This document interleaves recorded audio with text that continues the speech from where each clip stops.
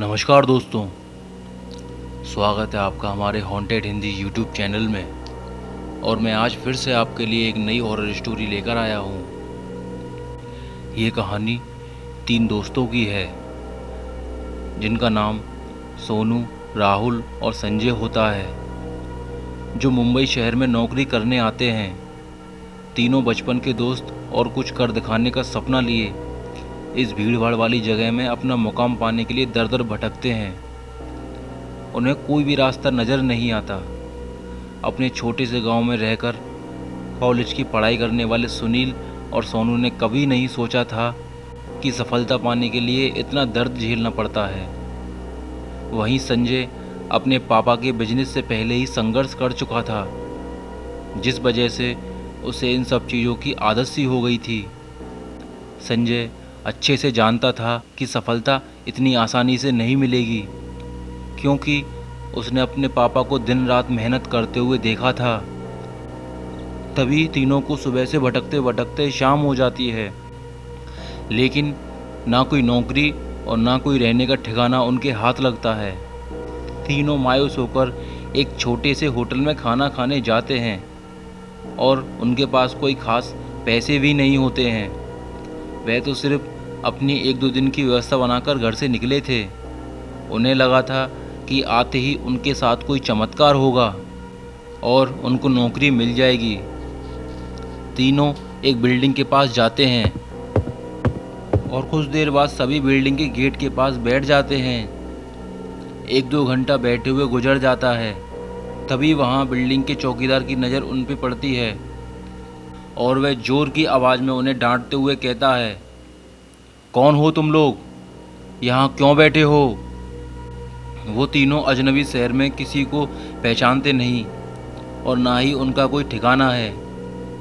वो तीनों अपनी जगह पर जल्दी खड़े हो जाते हैं और अपनी बात चौकीदार को बताते हैं।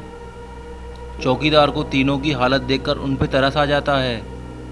उसे एहसास होता है कि कुछ सालों पहले ऐसे ही वह काम मांगने आया था और तब किसी ने उसे सहारा दिया था, और आज कम से कम वह इतने बड़े शहर में छोटे से काम के साथ जीवन यापन कर पा रहा है।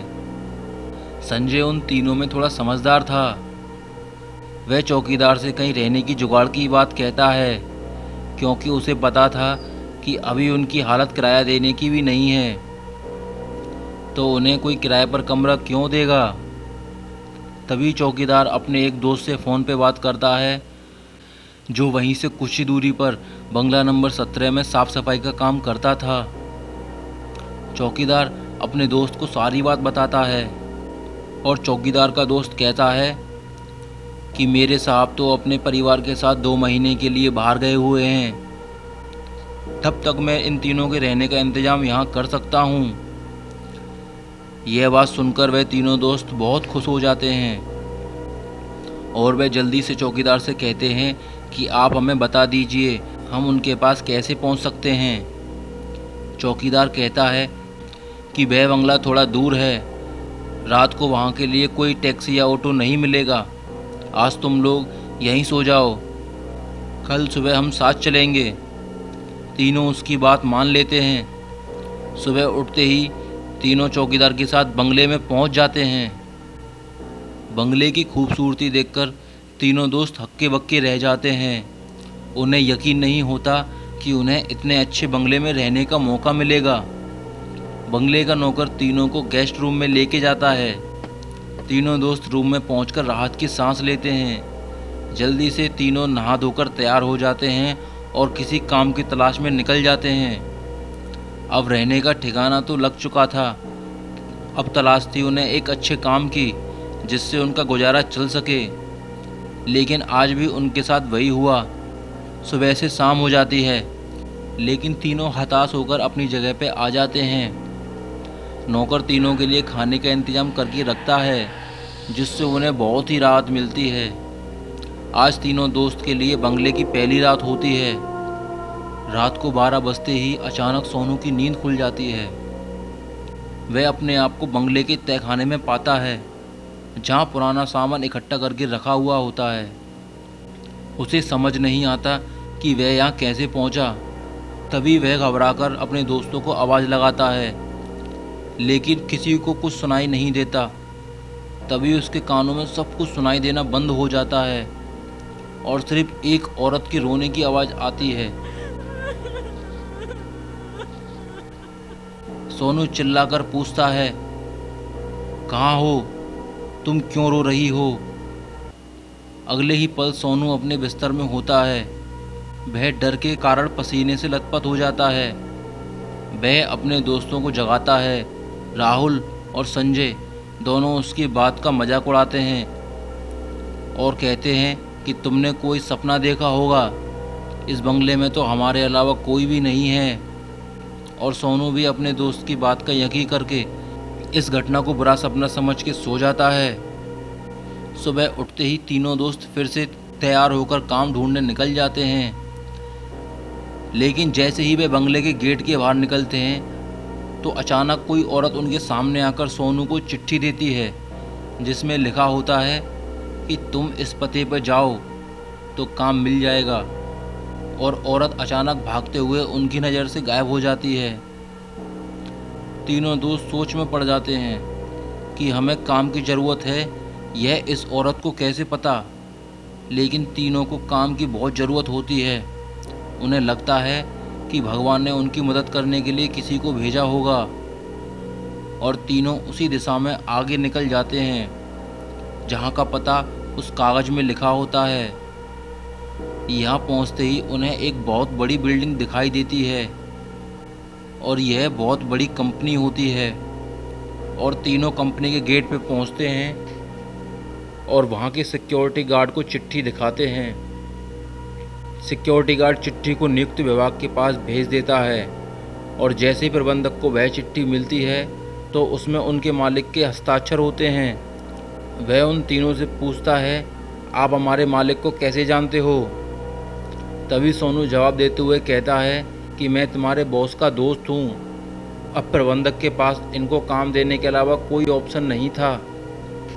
इस कंपनी के मालिक के हस्ताक्षर जो उस चिट्ठी पर मौजूद था, कंपनी के मालिक 7 दिन की ट्रिप पर विदेश के दौरे पर गए हुए थे और उस बीच उनसे कोई संपर्क नहीं था। इसलिए प्रबंधक को इन तीनों को काम पर रख लिया था और अपने साथ उन्हें काम की जगह दिखाने ले गया। सोनू अचानक ही दूसरे रास्ते की तरफ मुड़ जाता है और वह सीधे बॉस के चैम्बर के सामने पहुंचता है और दरवाजे के ताले को पासवर्ड खोल देता है। कंपनी का प्रबंधक यह देखकर आश्चर्यचकित रह जाता है। उसे यकीन नहीं होता कि जो पासवर्ड केवल कंपनी के मालिक को पता है, वह इसे कैसे पता चला। अब प्रबंधक उसे कोई खास आदमी समझने लगा था। उसे पूरा यकीन हो जाता है कि होना हो यह व्यक्ति बॉस ने ही भेजा है और वह उसे बिना रुके हुए अंदर जाने की इजाज़त दे देता है।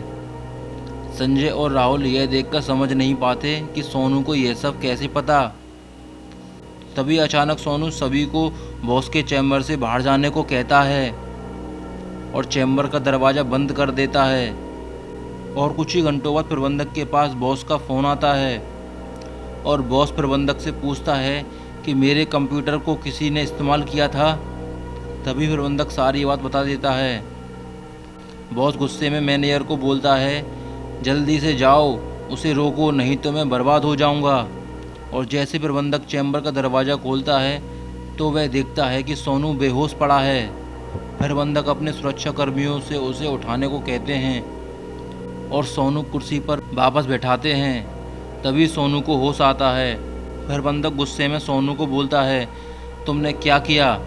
मेरे बॉस बहुत नाराज़ हैं। लेकिन सोनू को कुछ याद नहीं कि वह अपने बंगले के गेट से यहाँ तक कैसे आया और वह बंगला पहले उसी बॉस का था। बॉस ने बंगले को अपने ऑफिस की एक लड़की के लिए ख़रीदा था और कभी कभी साथ रहता था। वो लड़की उसी कंपनी में काम करती थी। बॉस पहले से ही शादीशुदा था और यह बात अच्छे से जानता था कि एक ना एक दिन वह लड़की उसके लिए खतरा बन सकती है। इसलिए वह उसकी निजी अश्लील वीडियो को रिकॉर्ड कर लेता था। और जब एक दिन लड़की को यह बात पता चलती है तो दोनों में खींचातानी करते हुए लड़की के सर में चोट लग जाती है और वह वहीं दम तोड़ देती है।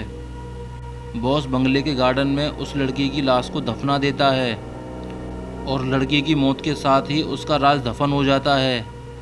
लेकिन जब उस बंगले में तीनों दोस्त हम आते हैं तो सोनू गार्डन में घूमते घूमते उस जगह पर अपना पैर रख देता है जहां लड़की को दफनाया गया था, जिस वजह से उस लड़की का सीधा संपर्क सोनू से बन जाता है।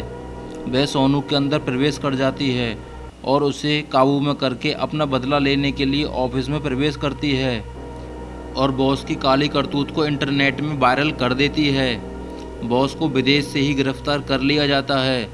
उसका काला चिट्ठा सबके सामने खुल जाता है और वह बेनकाब हो जाता है। उस लड़की ने मरने के बाद भी अपना बदला ले लिया था, अब शायद उसकी आत्मा को शांति मिल जाएगी। तीनों दोस्त उस बंगले को बुरा सपना समझकर भूल जाते हैं और इस दर्दनाक भूतिया कहानी का अंत हो जाता है।